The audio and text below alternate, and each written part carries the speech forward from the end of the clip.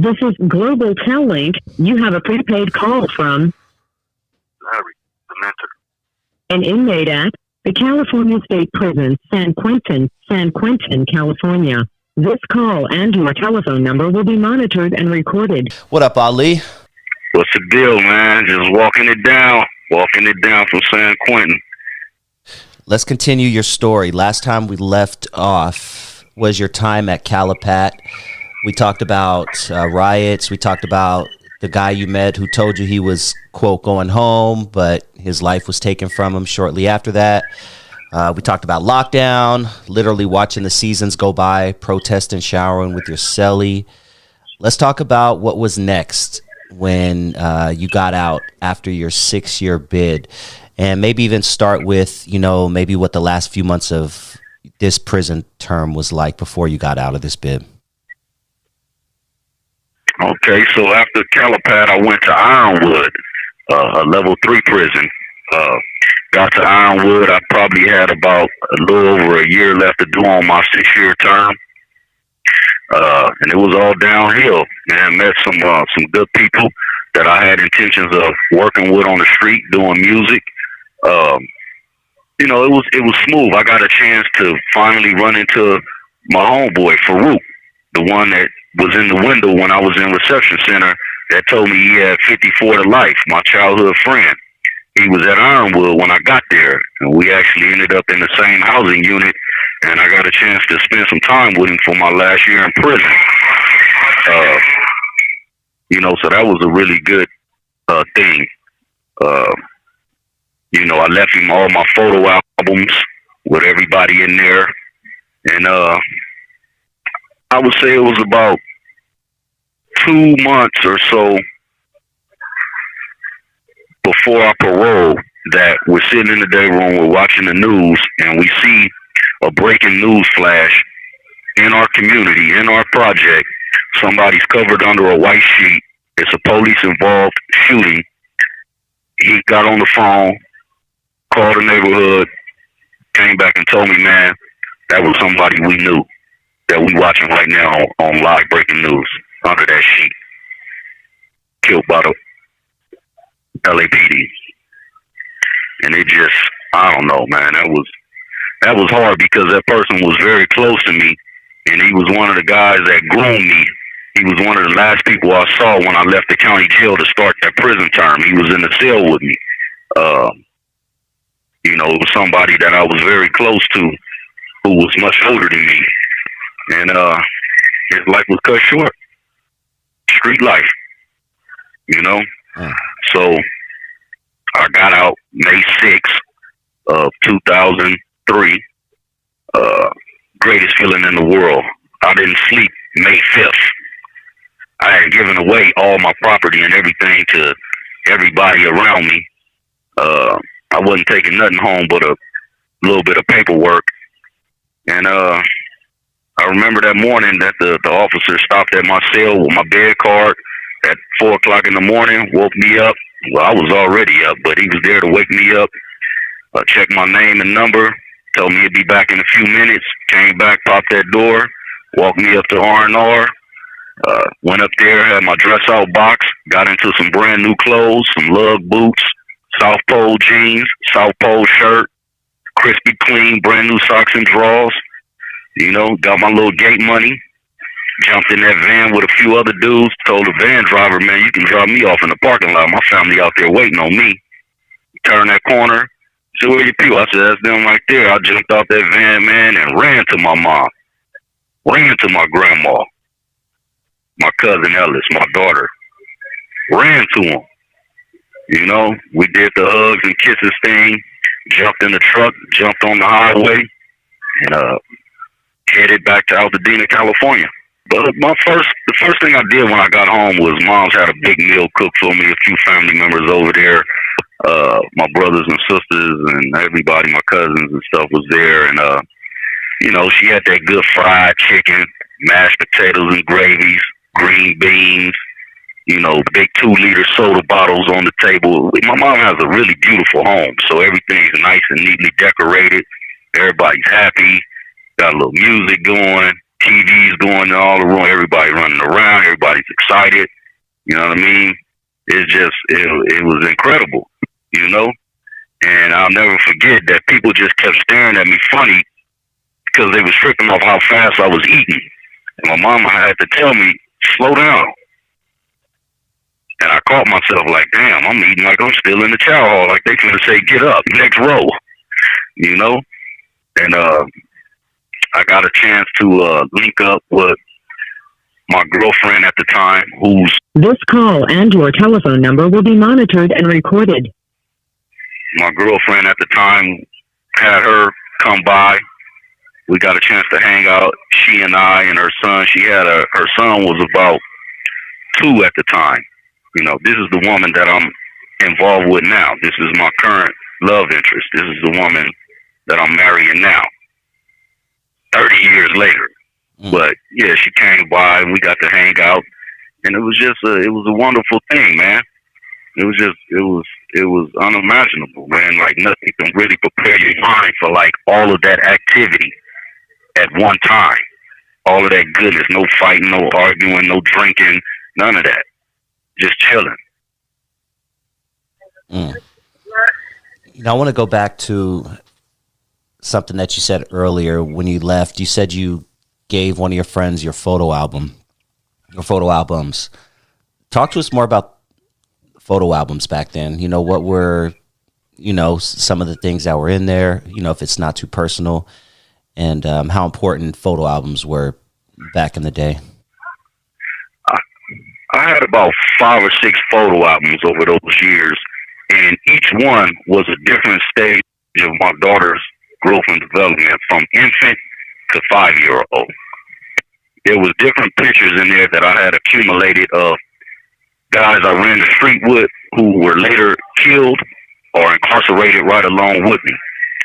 Priceless photos, timeless photos.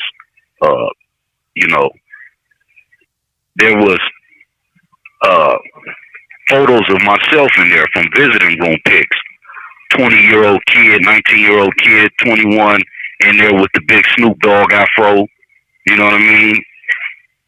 State blues down with my daughter, mom. You know what I mean? Just,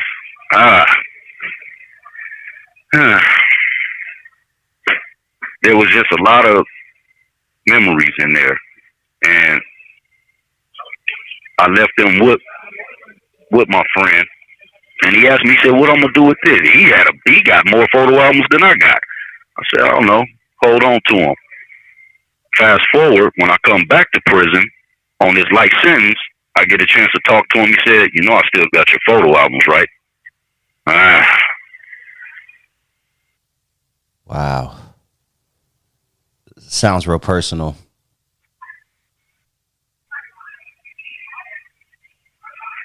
Yeah. So, I don't know.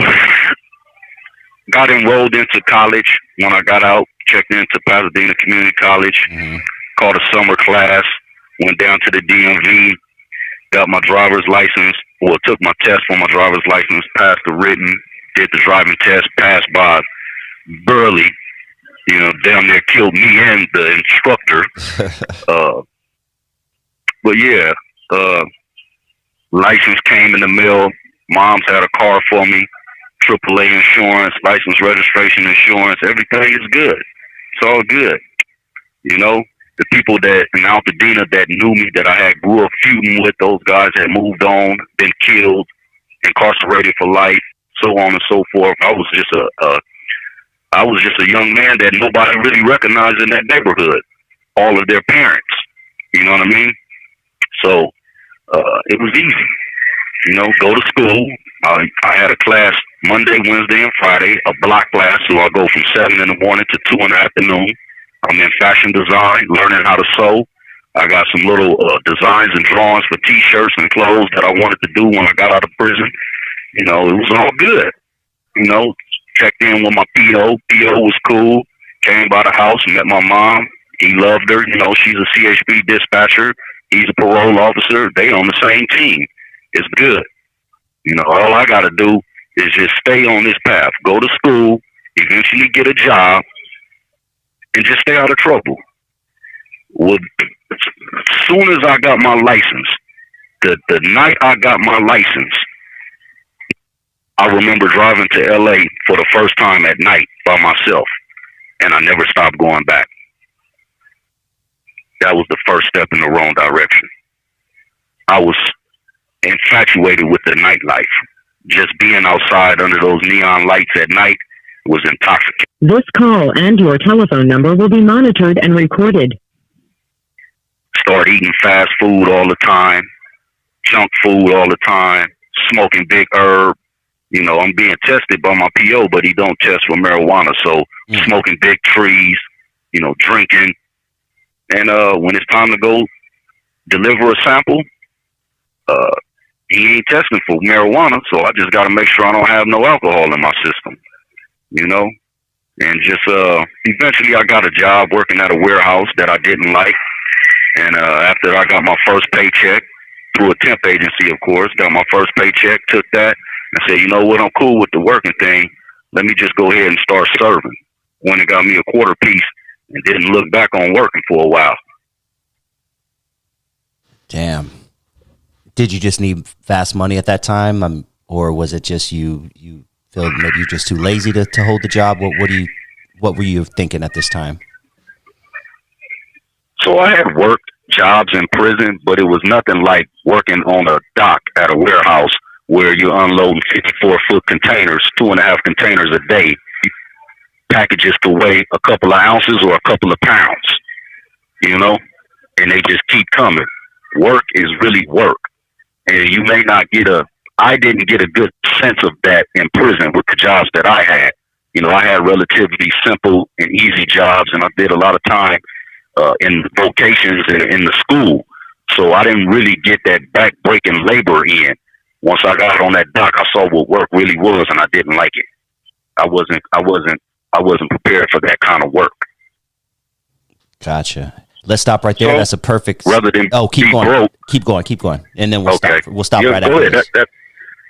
So rather than be broke, you know, I got a car, I got a phone bill, I got to keep gas, and I got to keep some food in my stomach, some money in my pockets, tennis shoes on my feet. Shit, let me do what I do.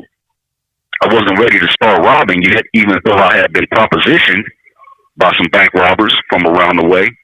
I started off serving. Where we left off last time on our last show, Ironwood Level 3 prison, your time there, your friend from your hood getting killed by the LAPD, mom making you a big meal, fried chicken, mashed potatoes, etc. when you got home, getting your driver's license, you know, then getting infatuated with the street life, you know, working a warehouse job, first paycheck, you know, you started serving with that, got your first quarter piece, and it was all bad from there. And that's pretty much where we left off last week. So what was next for you? So I started back serving. So I'm popping up in the projects, you know, on the block. This call and your telephone number will be monitored and recorded. You know, I'm driving back and forth between Altadena and LA every other day because I go to school Monday, Wednesday, and Fridays. I'm taking a fashion design class from like 7:30 in the morning to like 2:30. Get out of school, shoot straight to LA. You know, I have been out for a few weeks. So I decided to follow up on the lead that I had when I left prison to go down and have a sit down with Suge Knight at Death Row and see if he liked my music, right? So I pull up in Compton in Ludus Park on Bradfield. Went to go see some folks over there. She listened to me, sized me up, and she basically asked me, what do you want me to do? I said, man, walk me in the building. Introduce me to do. And she said, no. And I was devastated in that moment.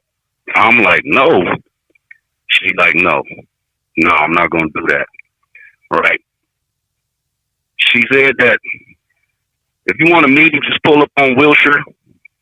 They'll buzz you in and tell them my brother sent you. I'm like, oh, I don't want to go that route. I'm saying to myself, if she won't walk me into the building being who she is, something's wrong. Something's wrong. So I backed up off of that and, kept sliding in and out of little studios, little home studios, recording, doing my thing. But I'm trying to figure this out, like how am I going to get on? I want to get into music and do my thing. I'm raw with it. That's the one thing that everybody knows me for that's positive is that I'm raw, right? Doing little talent shows and stuff, but I don't have a put on.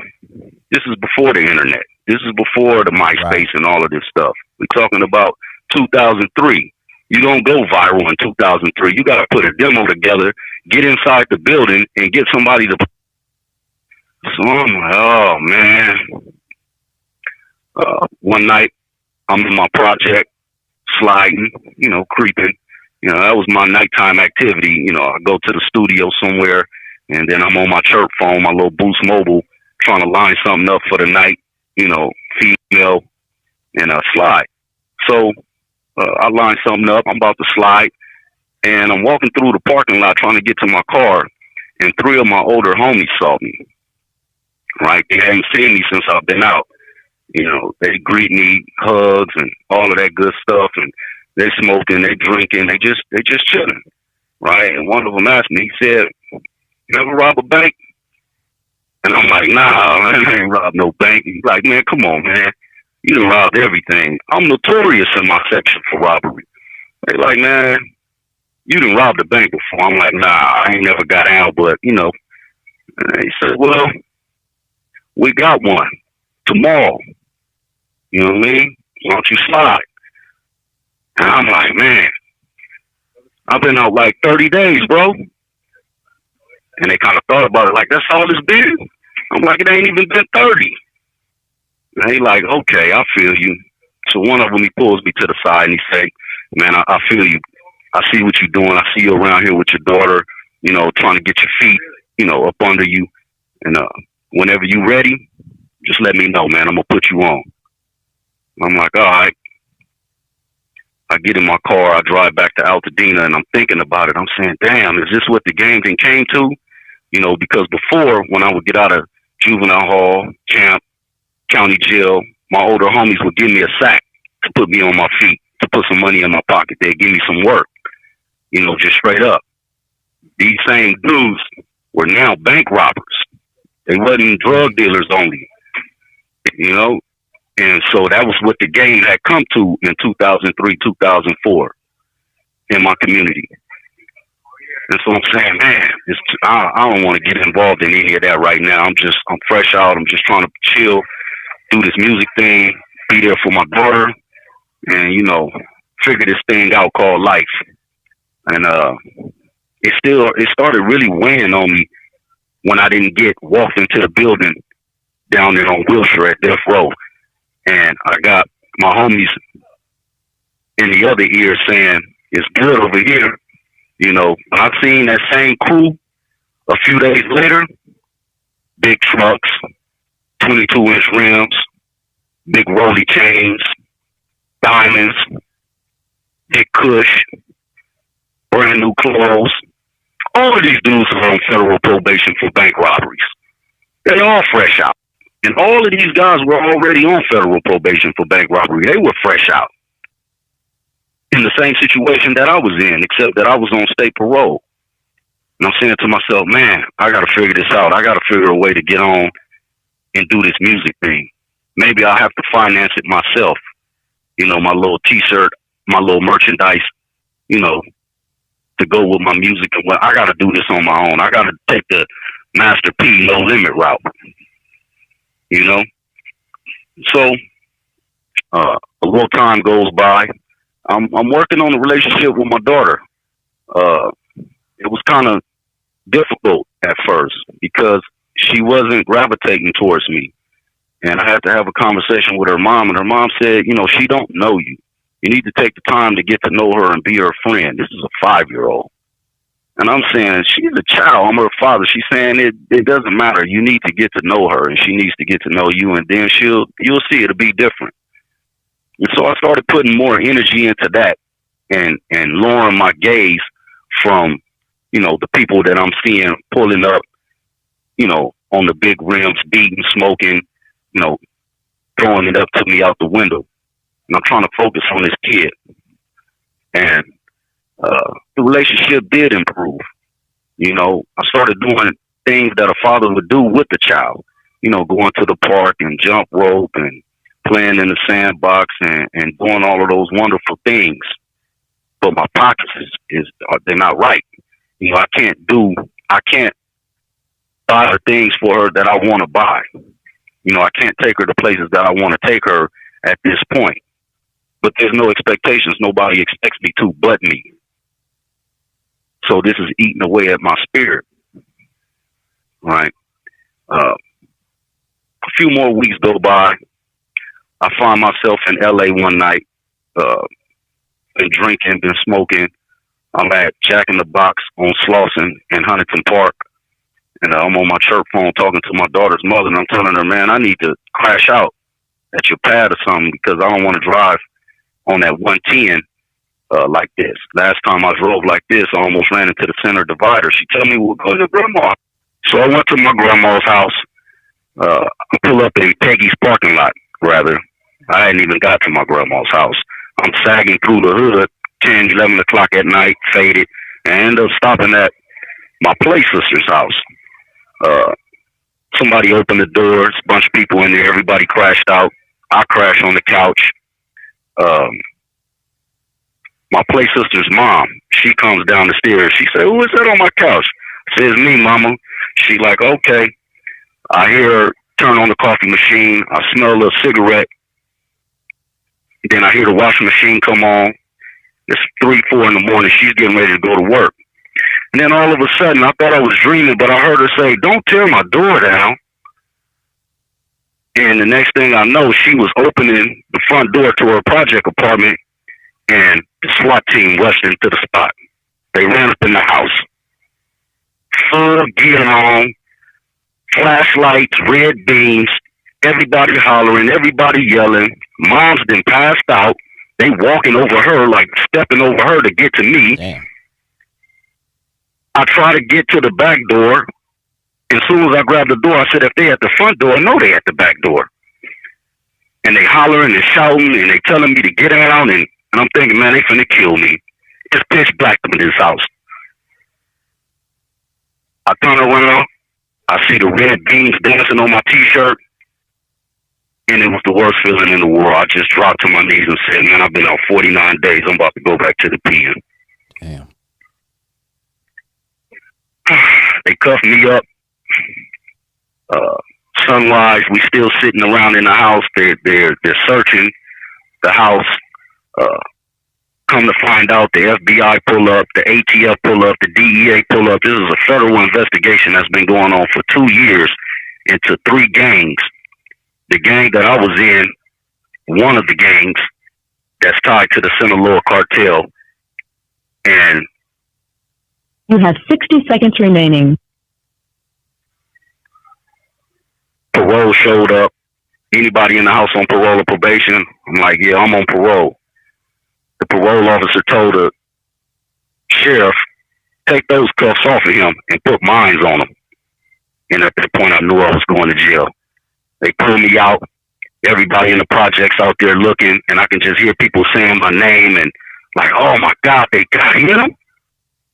And I just hung my head, news cameras on, police car, and off to Linwood I went. 49 days on the street. So I ended up getting transferred to the LA County Jail, Men's Central downtown, from Linwood. I'm watching myself on the news in Linwood. Get to the county jail. They put me in a cell initially with some essays. And the county jail is rocking at this time. It's 2003. The race riots is going, the cell integration. And an OG from 60s, that was the tier tender, he came down there and said, don't worry about it, young homie. I'm going to move you in the cell with me and my homies. And your homeboy is around the corner. We're going to get you over there, but we're finna get you up out this cell right now. They popped the door. I end up going down the tier in the cell with his homies, some youngsters. They, it's cool though, whatever. They was cool. They treated me like family. You know what I mean? They knew I was moving out the cell to go over there with my homies. My homies had a little respect, a little juice around there, so it was all good. They immediately got the cell popped again. I go around to the other module and end up in the cell with my childhood friend who I hadn't seen since, 97, before I caught the robbery, and end up in the cell with him and a couple of the young homies from the neighborhood. So it's like we got our own cell. Everybody, they haven't seen me in years. It's like a little picnic, and we just chopping it up, and they end up snatching me, taking me to Wayside, and I end up basically challenging the violation they was trying to give me. The parole agent was saying that they found things in the home that I was in that was not in the home. He was lying to my parole officer, knowing that if I sit in the county long enough, they're going to take me to the board and violate me and give me a year flat anyway because I'm on high control. So he wouldn't forward the police report to my parole agent. After going back and forth with my parole agent and him tired of getting stalled by this other parole agent who was there to arrest me, he said, look, I talked to my supervisor. She said that, you've been doing good out here. We'll cut you loose, but you got to sign a new condition of parole saying you will not go into the Pueblo Del Rio housing project anymore. I said, run it. I was out of jail the next day, continue on parole. Went down to Pasadena office, met his supervisor. She talked to me. She asked me, said, what you doing over there anyway? I said, my daughter lives over there, And she was like, okay, well, you're going to have to sign this new condition right here that says you will not go over there anymore. I said, what about my daughter? She said, you better find somewhere else to meet her. I said, she's 5. She said, you better find somewhere else to meet her. Because if you get arrested over there again, we're not bailing you out. I said, run it. Signed off on the condition of parole, special condition. I will not go into the projects. 1 hour later, I was pulling up the projects. Damn. And, just to let everybody know I'm out, I'm good. I beat it. They couldn't do nothing to me. I didn't do nothing. Whatever. Back up to my old ways. I wasn't working. I'm just in the hood. And I seen that guy, man, my homeboy, who had told me, whenever you ready, I'm going to put you on. And I remember he was parked in my grandmother's parking lot, watching, this is when we had TVs in the cars and stuff like that, in the dashboard and all that good stuff. And so he's sitting in the car watching TV, little videos or whatever, and I jump in the car with him, and he passed me a blunt. He said, you ready? I said, I'm ready. We spent that whole day driving around and him showing me how to case a bank. See, he was particularly interested in me because he knew that I lived outside of the hood and that I knew how to get around. I knew how to maneuver on the freeways. He knew that I knew virgin territory for bank robberies. See, because they had burnt out L.A. There were so many bank robbery crews in these gangs running around networking together that they was hitting the same bank one after another. So he pulled me in. And after he showed me how to case it, I told him I've already been looking at some things, and I showed him the things that I had been looking at. And he said, I knew it. I knew it. And that was the beginning of a bank robbery spree for me. Shortly after that, I met up with my ex-wife, Candy. Right, we were boyfriend and girlfriend at the time, but we eventually ended up getting married. I ended up linking up with her in Long Beach, which provided me the perfect duck-off spot. She had a nice little apartment down there off of 3rd and Magnolia, down there close to Ocean Boulevard. You can smell the salt water from the balcony. Perfect. Do my dirt in the city and slide to Long Beach. Come right off the 110 and I'm at home. And that's how it went for the next few months. Do my dirt all day in LA. Go to the studios at night. and then slide back to Long Beach. And it was me and Candy and her son, who was about 4 at the time. This call and your telephone number will be monitored and recorded. That's how it went for the next few months. I was just a regular Joe, taking my stepson to preschool and, you know, going out to amusement parks and entertaining my family. No one really knew around me, including her family, what I was really into. Got another little job working at a park that featured like rock wall climbing, arcade, paintball, and all of these type of things. And I was basically a door-to-door salesman, walking around with my little shirt, my little leather zip case with tickets in it, selling tickets for this park during the off season, right? And people would actually walk me into their businesses and sit down and talk to me while I'm casing their business. Damn. In the middle of selling them some tickets. I said, this is the perfect job. This is the perfect job. So I'm going city to city selling tickets, you know, making commission, $65, $100, $120 a day sometimes, casing jobs, and just putting them in the back of my mind like, okay, walking, door to door, all folk homes, banks, whatever, everything on the strip, right? But again, I'm living a normal life as far as anybody know, you know, including my mom. My parole officers are Dougie with me. They not tripping. It was smooth. I didn't abscond. I was going to the parole agent twice a month. Once a month, he'd come to my house, my mother's house, where he believed that I lived. And then once a month, I would go into the office and take a UA. And then one time I made the foolish mistake of coming into the parole office with a $600 leather jacket on, with some diamond stud earrings, some brand new J's, not really tripping, thinking that he kind of like game goofy. And I remember he pulled me by the back of my collar on my jacket, and I thought he was trying to take me down, but he was flipping the coat inside out to see if this coat was real leather by the tag. And he said, "That's a nice jacket." I said, "Oh, no, you know, it's some little imitation leather from the swap meet." He said, "No, this is real leather." And I didn't know what to say.